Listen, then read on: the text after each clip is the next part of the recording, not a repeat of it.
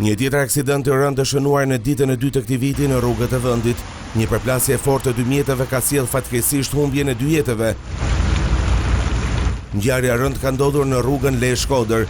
Viktim në këtë aksident ka mbetur burrë grua nga Puka, Petrit Florini me detyrë efektiv policie dhe bashkëshortja e tij Elona Floriri me profesion mësuese. Në mjetin tjetër që u përfshi në përplasje udhëtonte një grua me 2 fëmijët e saj të mitur, përkatësisht 6 dhe 2 vjeç, të cilët kanë mbetur të plagosur dhe janë dërguar menjëherë në spital për ndihmë mjekësore. Paraprakisht shkak për aksidentin mesohet të ketë qenë lagështia në rrugë, gjë që ka bërë që njëri prej mjeteve të humbas kontrollin.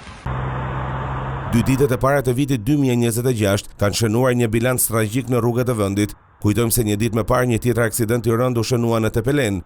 Nga përplasja 2 automjeteve, 3 të rinjt, Klejdi Miftari 24 vjeç, Angelo Ruçi 27 vjeç dhe Martin Dule 25 vjeç humben jetën.